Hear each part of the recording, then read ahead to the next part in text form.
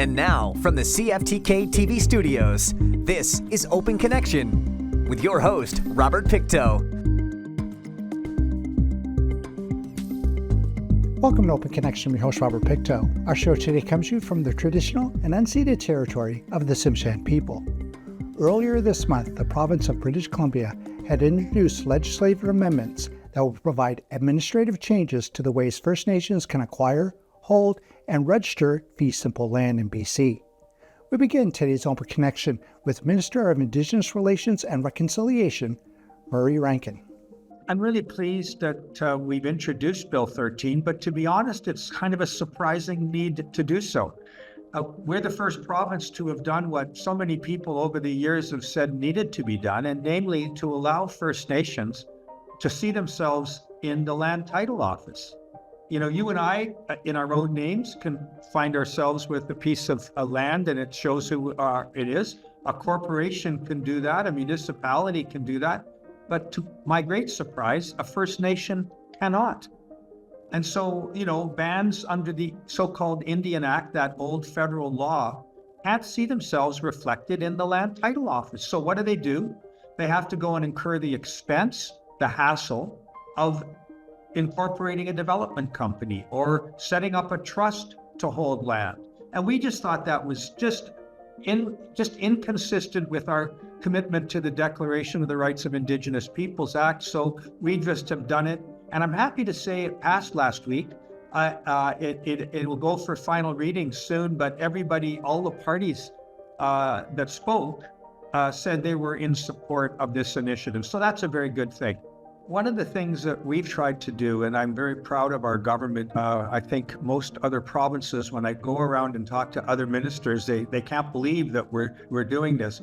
We are spending billions on First Nation land, like that is to say housing on and off reserve. I mean, people look at me from other provinces and they say, hold on, reserves, that's a federal responsibility, right? And we say, yes, 100% it is. Housing on reserves in some places, Robert, you'll well know, is appalling. And so we said, we've got to step up and deal with it. We hope the federal government will see fit to expend money for Indigenous housing, but we've done that on and off reserve. So I kind of tell you a story that might illustrate why this is important. I was talking to Hugh Breaker, who lives in Port Alberni, a Shot member, and he said, you know, the Howsett First Nation, which is a little nation off the coast of the west coast, an Chalmette community, but, you know, living not in Port Alberni, quite some removed from Port Alberni, said, listen, we have a lot of our members that live in the municipality of Port Alberni. We would like to create some housing for our members. So they went and wanted to put in the name of the owner of that housing complex, a Howsett First Nation. And the land title office said, can't do that. And we said, what? And that's what brought home how silly the current rules are. So we now have the ability, the requirement for the registrar to exercise his discretion and mostly allow First Nations to put with what you and I have been able to do forever, that is own land, see their title, their title to fee simple land in Port Alberni shown in their name in the land title office.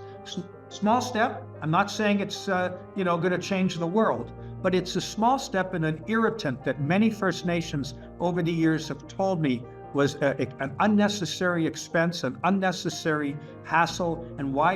And it's also about accountability. If you're a member of the Howsett Nation and you say, gee, I wonder what my chief and council are doing with my money, you can go to the land title office and see right there, oh, they bought not some convoluted corporation or trust, but there it is right there. A Howsett First Nation is the owner of that land. We think it's an important step. They can purchase it. They'll need funding, of course, if it's fee simple land like anything else. And if it's adjacent, they may wish to incorporate it into what we call additions to reserve, expand, because so many First Nations tell me that their members want to come home from cities and go back to the land where they grew up. The federal government is responsible for additions to reserve policy, as you know. And but if they acquire the land in fee simple and then they go to the feds and say, hey, we'd like to make an addition to reserve, I think that that's certainly possible. Open Connection will be right back after these messages. And now, from the CFTK-TV studios, this is Open Connection with your host, Robert Pictou. Thanks for staying with us. Under the Indian Act, all land on reserves is owned by the Crown, the Government of Canada, but it is given to the First Nations or Band to hold as a community. In other words, Aboriginal title is a collective right of an Aboriginal group, which provides a beneficial interest in the land. Let us return to the conversation as Minister Rankin gives us some examples on how Bill 13 opened opportunities for First Nations.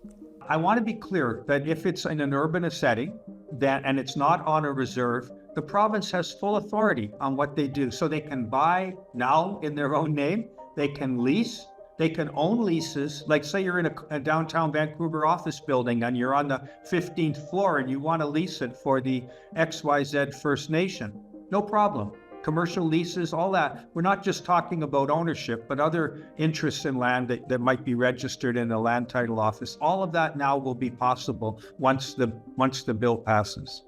We take UNDRIP very, very seriously as a government. And I always like to say and remind people that every single member of that legislature back in November of 2019 stood up and supported this historic legislation. There's no way that legislation can be just another feel-good law. And I want your listeners to understand this.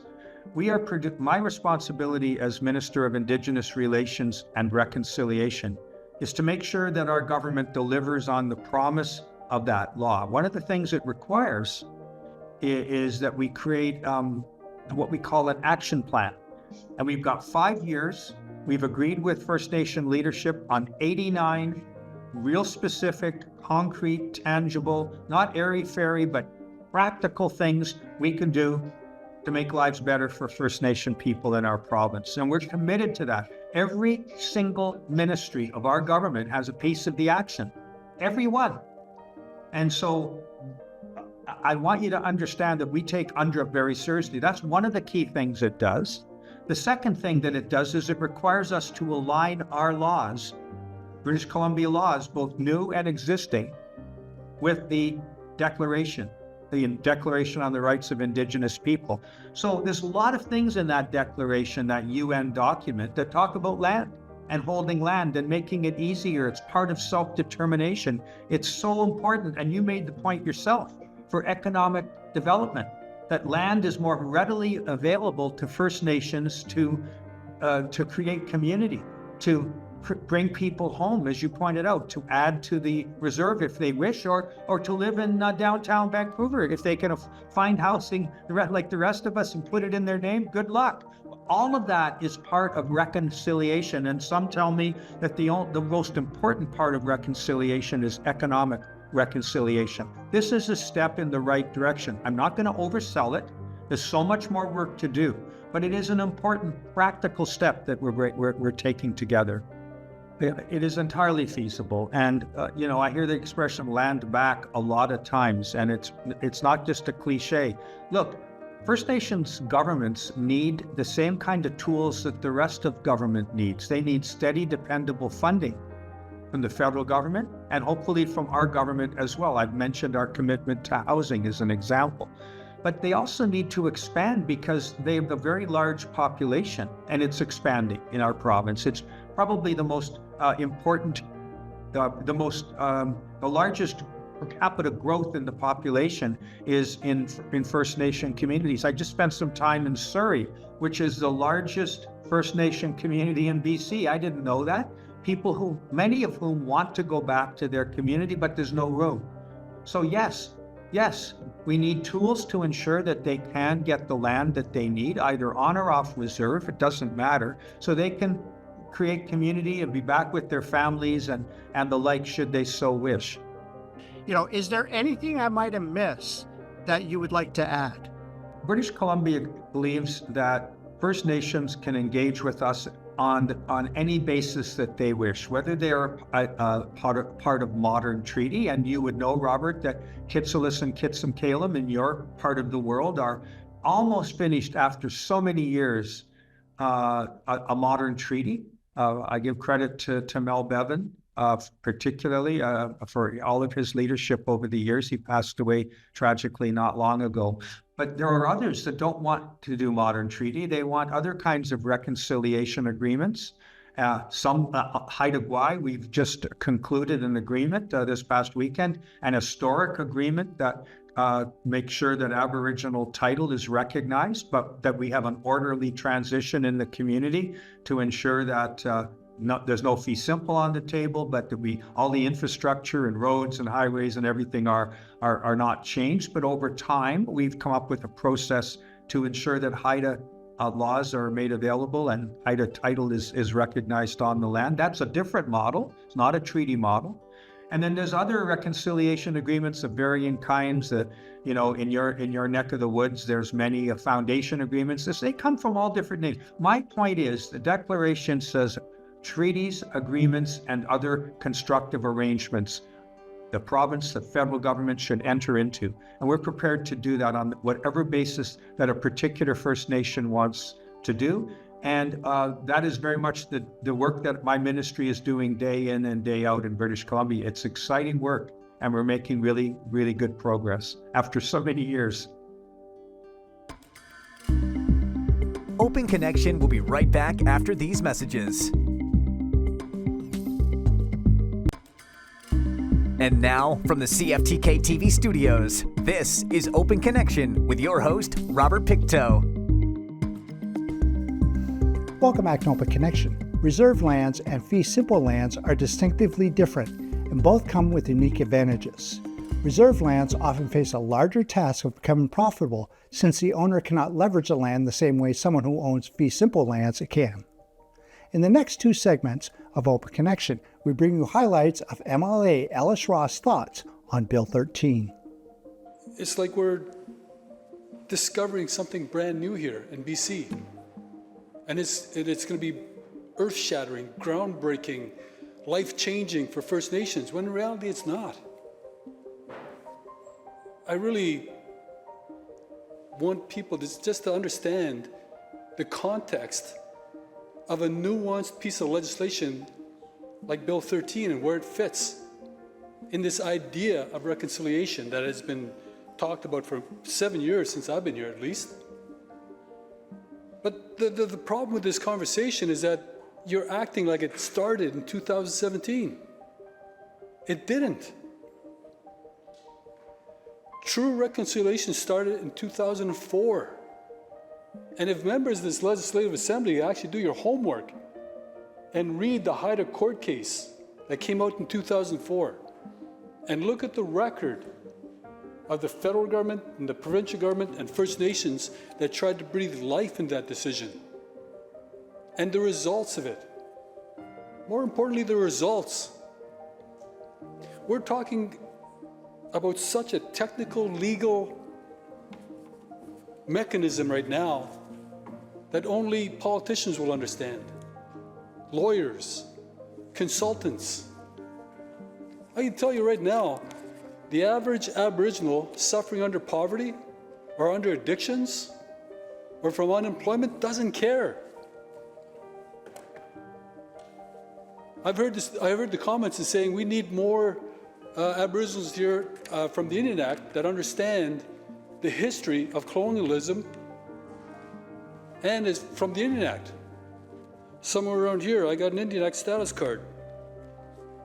It's probably expired, which is a joke amongst them. There it is. No props. That's a card. Member. Anyway, I'm a status Indian. I still live on reserve.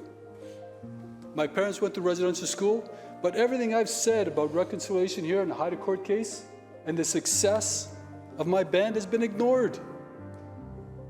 Like that, none of that ever happened. Can you imagine a band like mine, one of the poorest in BC, in 2004, and then starting to engage with industry and government becoming one of the most successful bands, if not the most wealthiest band in BC, by engaging with LNG development and pipelines and forestry and mining and acquiring property. Why does this facility not recognize that? Why do you think that you've just discovered gold for the first time? You haven't discovered anything. If anything, you've taken us back with this political discussion about UNDRIP and the new definition of reconciliation. It was the courts that defined reconciliation. Politicians have twisted that around. And what's sad about that is that the people that suffered unemployment, 70 to 80 to 90% unemployment across Canada, living in poverty, they're the ones that have to deal with it. Come to my community. Look at the low unemployment level. Look at the low welfare list. Look at the fact that there's no such thing as an alcoholic house party in our reserve anymore. Not because of government programs, but because of a very progressive provincial government in 2004 and very progressive First Nations said, we need a better future and we've got to reconcile as per the court's definition. Not the politician's definition. The definition of reconciliation meant that Crown title should be reconciled with Aboriginal title. There's got to be a way to coexist, even if it's just asserted title. And that was accomplished. And it wasn't just First Nations that benefited. The amount of money that came out of LNG Canada, the pipeline, the facility, and the soon-to-be tankers coming to Kitimat are going to contribute $28 billion to the BC economy, to the BC coffers, sorry. And people from all over BC and Canada came to be part of that project for employment and contracts. The way I'm hearing Bill 13 right now is that it's a cure for everything. And it's a great step to deconstruct the colonialism here in BC and Canada. It's not. I'm telling you right now, it's not. That's false. Even if you do pass this bill, which it will pass, it's probably going to get unanimous consent. Everybody's going to vote in favor of this bill.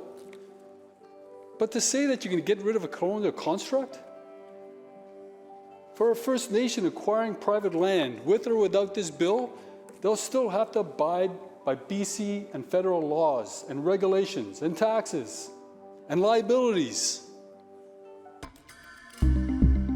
Open Connection will be right back after these messages. And now, from the CFTK-TV studios, this is Open Connection with your host, Robert Pictou. Indigenous people have a special constitutional relationship with the Crown. This relationship is recognized and affirmed in Section 35 of the Constitution Act of 1982. Section 35 contains a full box of rights and holds a promise that Indigenous nations will become partners in the Confederation on the basis of a fair and just reconciliation between Indigenous peoples and the Crown. In this final segment of Open Connection, MLA Ross recalls decisions he had to make while he was the chief elected councillor of Haisla Nation. I'll give you an example, and I'll just pick a random. In addition to the limitations of liability established under Sections 294.6 and 303 of this Act, none of the following are, under any circumstances, liable for compensation for loss, damage, or deprivation occasioned by an ultra-virus or unlawful act of a First Nation.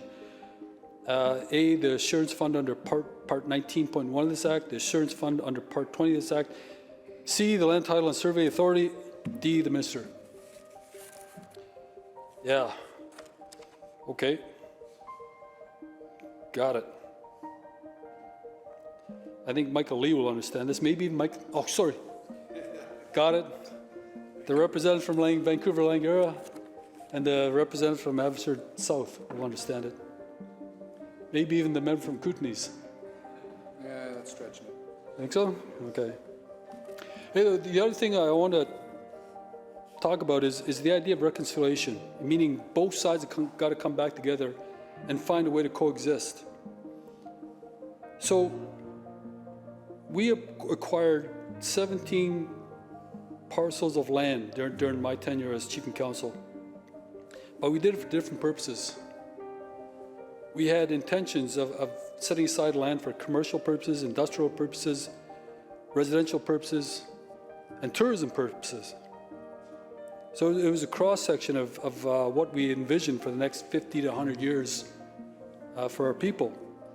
But each one of those agreements needed a different plan. Give you an example, the commercial and industrial land that we acquired. I already told you about the First Nations Commercial Industrial Development Agreement we signed with Canada, BC, so we could establish an economic base. But the other thing we did, and this is how I view reconciliation, it's give and take. You want to achieve something for the better of society, you've got to give up something. You've got to meet in the middle somehow. And that's what we did for LNG, forestry, mining. But in one case, what we found out pretty quick when we acquired private land, we wanted to lease it out. But the investment community would not invest unless they knew that the laws and regulations we put in place were consistent with BC and federal laws. Now, we didn't understand this. We didn't understand why, but you know what? Business likes certainty. That's what they like. So we had a big discussion about this at our council table, and then we actually agreed on a solution. We would use the BC Assessment Authority to basically put a price on the overall land that we owned, and then from that, we'd extract a lease payment, a fair lease payment. I can go on and on about how complicated the native world is in terms of reconciliation, but it always flowed from one objective. Life for First Nations have got to get better. And what we tried in the past didn't work. And it's got to be done in a way where there's no animosity from any faction of the public. And it was accomplished. But I agree with one thing from a previous member, what they said. We got a lot longer to go in terms of reconciliation, I agree. But you've already got a great foundation that was laid out in Kitimat for the LNG pipeline, for the LNG plant, for the forest and range agreements that were signed in 2006, with all the mining agreements, the environmental stewardship agreements, the communication protocol agreements, over 450 agreements signed by the BC government and First Nations from 2004 to 2017. That's a great foundation. Instead of ignoring it, you can build on it. And Bill 13 is a small piece in that, and I look forward to understanding more details about the mechanisms of Bill 13. Thank you for joining us for this episode of Open Connection. The greatest distance in the existence of man is not from here to there, but connection from his mind and heart.